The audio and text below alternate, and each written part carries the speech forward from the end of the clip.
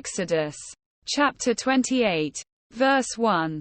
Have Aaron your brother brought to you from among the Israelites, along with his sons Nadab and Abihu, Eleazar and Ithamar, so they may serve me as priests.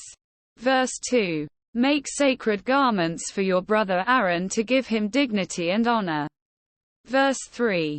Tell all the skilled workers to whom I have given wisdom in such matters that they are to make garments for Aaron, for his consecration, so he may serve me as priest. Verse 4. These are the garments they are to make: a breastpiece, an ephod, a robe, a woven tunic, a turban and a sash. They are to make these sacred garments for your brother Aaron and his sons, so they may serve me as priests. Verse 5. Have them use gold, and blue, purple and scarlet yarn, and fine linen. Verse 6. Make the ephod of gold, and of blue, purple and scarlet yarn, and of finely twisted linen, the work of skilled hands.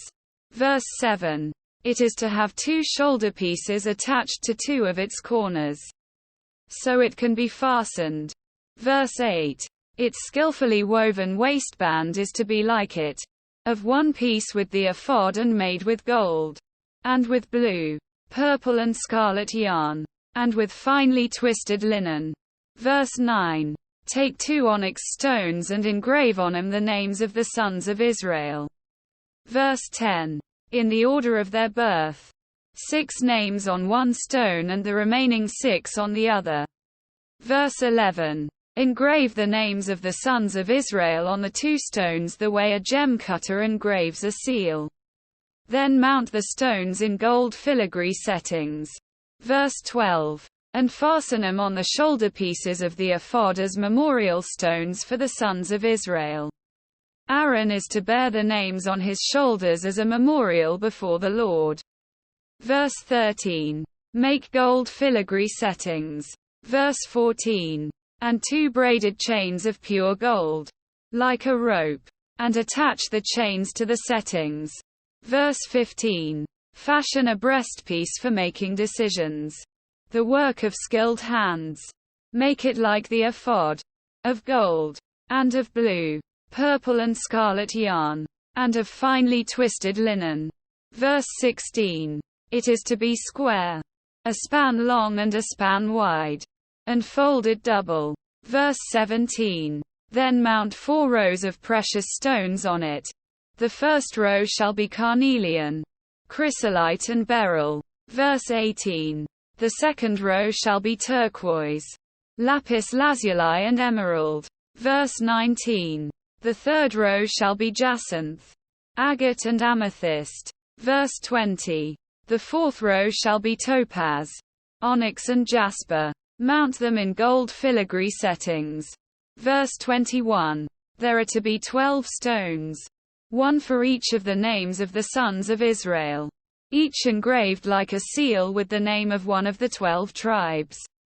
Verse 22. For the breastpiece make braided chains of pure gold, like a rope. Verse 23. Make 2 gold rings for it and fasten them to 2 corners of the breastpiece. Verse 24. Fasten the 2 gold chains to the rings at the corners of the breastpiece. Verse 25. And the other ends of the chains to the 2 settings, attaching them to the shoulder pieces of the ephod at the front. Verse 26.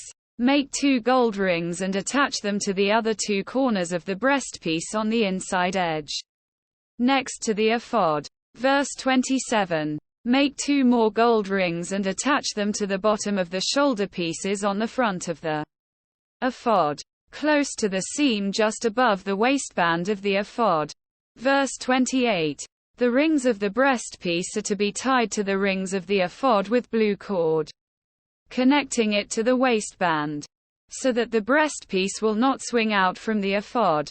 Verse 29. Whenever Aaron enters the holy place, he will bear the names of the sons of Israel over his heart on the breastpiece of decision as a continuing memorial before the Lord. Verse 30. Also put the Urim and the Thummim in the breastpiece, so they may be over Aaron's heart whenever he enters the presence of the Lord. Thus Aaron will always bear the means of making decisions for the Israelites over his heart before the Lord. Verse 31. Make the robe of the ephod entirely of blue cloth. Verse 32. With an opening for the head in its center. There shall be a woven edge like a collar around this opening, so that it will not tear.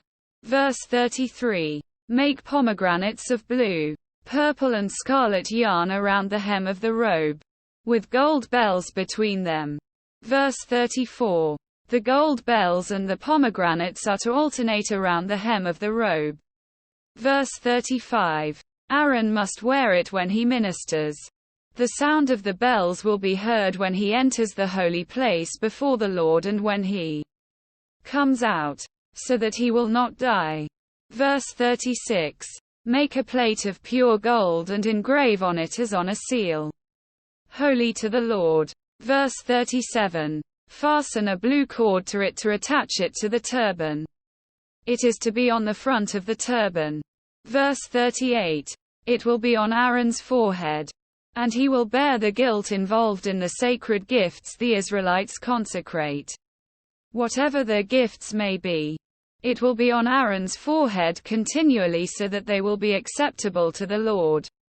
Verse 39.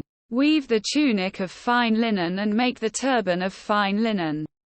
The sash is to be the work of an embroiderer. Verse 40. Make tunics, sashes and caps for Aaron's sons to give them dignity and honor. Verse 41. After you put these clothes on your brother Aaron and his sons, anoint and ordain them. Consecrate them so they may serve me as priests. Verse 42. Make linen undergarments as a covering for the body, reaching from the waist to the thigh. Verse 43.